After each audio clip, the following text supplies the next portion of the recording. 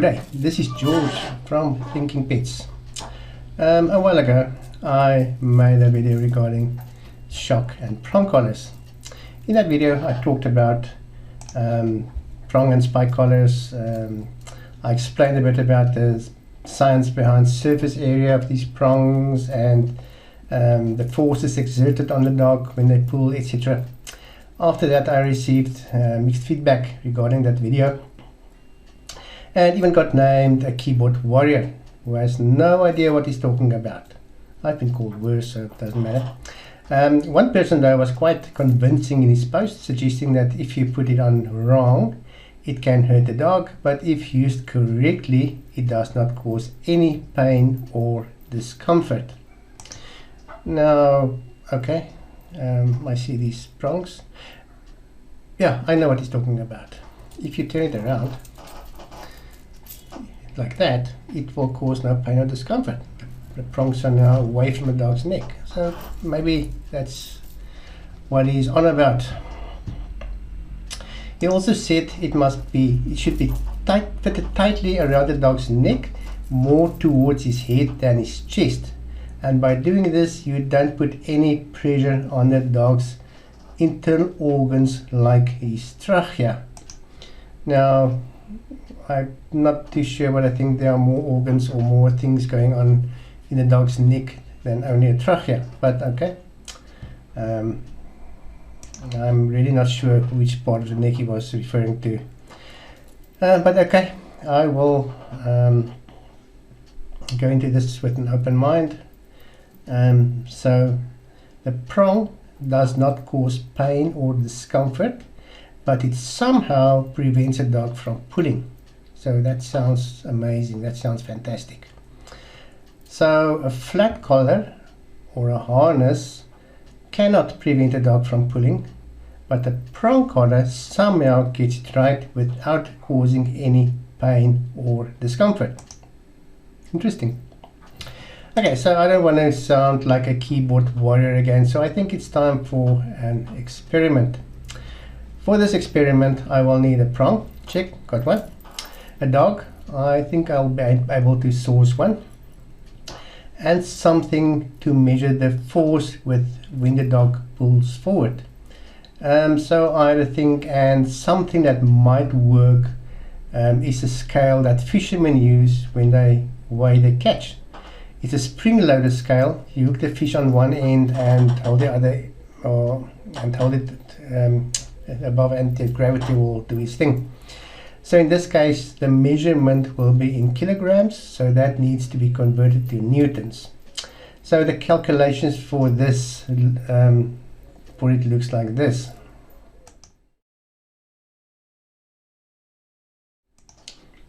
I, however, think it might become too complicated for many, so let me make it much simpler.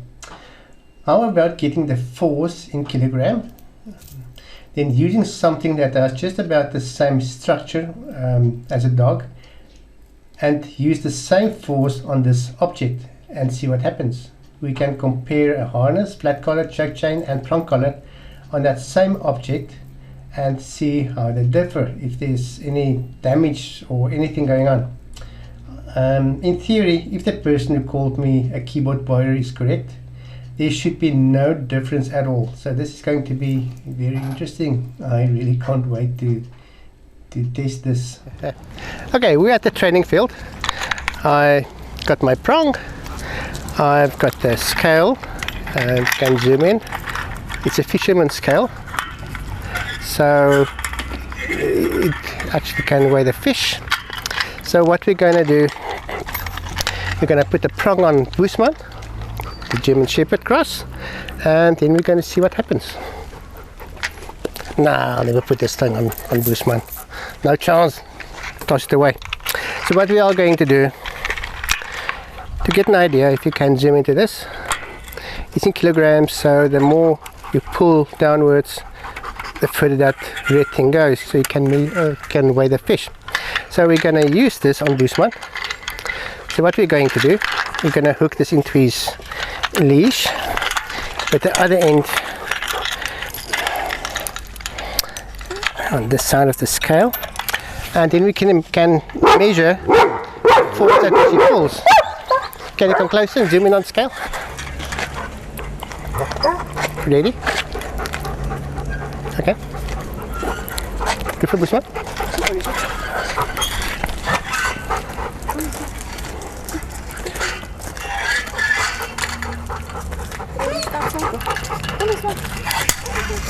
Okay.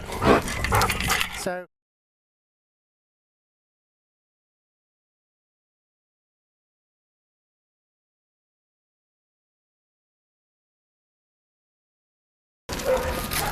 Okay, this scale could measure up to 16 kgs. We broke it. So the force at which Bushman pulls is more than 16 kgs, more than 16 kilograms. So I'm going to need to buy him another scale. But now I've got an idea how strong dogs can pull, and that's a medium-sized dog. It's not really a big dog. It's not even a very muscular dog, just a normal dog. So we can use this information to do a few experiments.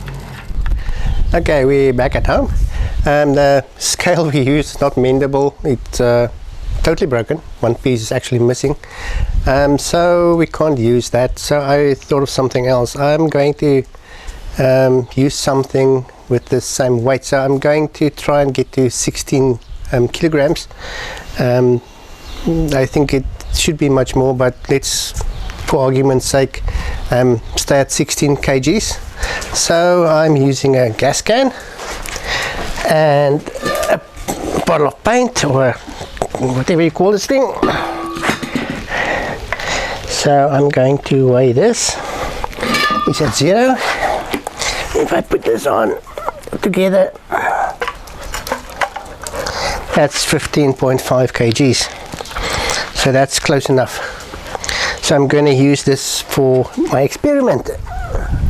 Okay, so it's time for the big experiment. So I have different dog stuff here. I have a harness, I have a flat collar, I have a choke chain, and I have a thinner choke chain. And then we need a dog's neck. So I spoke to a veterinarian, and he said you can compare the dog or the skin on the dog's neck to an orange. But this is going to be very difficult to use in my experiment because I have no way of applying or putting mass on an orange. As you can see, orange is very flexible. So yeah, it's much like human skin as well. Okay, so instead of an orange, I can use this. This is a pumpkin.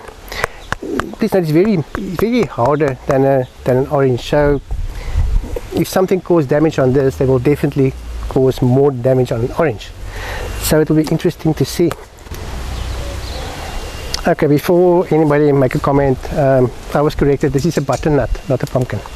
So we're going to use a butternut for this experiment. So to start with, we're going to use a normal kind of these on the butternut and see if it causes any damage. So I'm going to put it through this harness, and I'm going to lift this weight up, and I'm going to do whatever I can and put it down again and see if there's any damage. No damage at all, nothing, not even a mark. So I would say that thing is quite a safe option. Now for the next one. Okay, next in line is a flat collar. It's quite a thin one for a small dog. So we're going to do the same with a flat collar. Going to attach the flat collar to the weight, put it around the dog's neck, and lift it up, and even jerk a bit as if the dog is lunging, and no damage at all, nothing, not even a mark, nothing at all. So that's also a safe option, I think.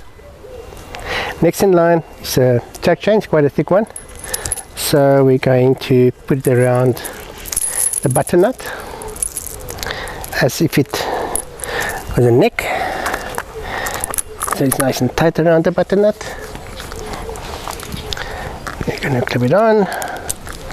Going to put some weight on it at 15.5 kgs. lift it up and swash it around as if the dog is lunging. Okay, this is a bit of a different story. You can see the marks over there. So this thing dug in a bit, not much, but you can clearly see the marks. So I think this thing can be quite uncomfortable for a dog, especially if it's a dog that pulls very hard on a leash. So this is worrying. Okay, next in line is the thin choke chain. So this is one that I actually used back in the 90s, early 2000s.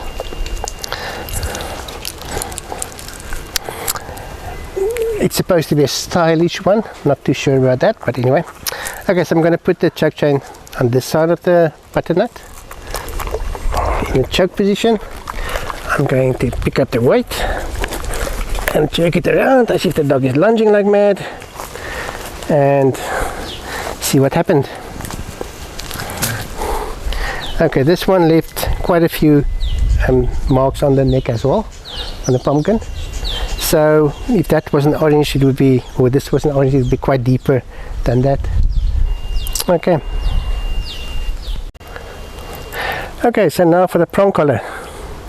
Now, according to the man on the internet, he said that this thing is not causing any pain or discomfort. I don't know what I'm talking about. So let's see. Let's see what happens when I put this thing on. I'm going to put it on that side. Okay. So the same thing. I'm going to pick up this dog's neck, 15.5 kgs, and see what happens. And the dog is lunging a bit, and he's corrected. And what happened?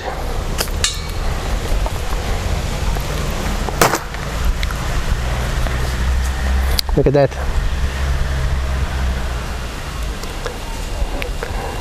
If you measure this damage here, it's a whole side of the prong, the whole one side can fit in there, and it's a lot of them, quite a few of them. It's the whole one side of my dog's neck. So that's where science comes in. Science teaches that it's all about surface area, but apparently science is lying. So this is actually the proof of it. This thing can cause serious damage. No matter who says what, if you use this on a dog, that's abuse, nothing else. You can damage the dog's neck with this thing. Okay, so let's take it a step further. This thing is quite narrow, so maybe I will be able to test it on an orange or a fruit. So I'm going to put it on the fruit.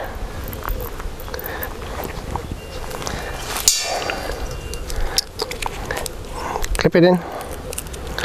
I'm going to try and hold it so you can see what happens. I'm going to lift it up.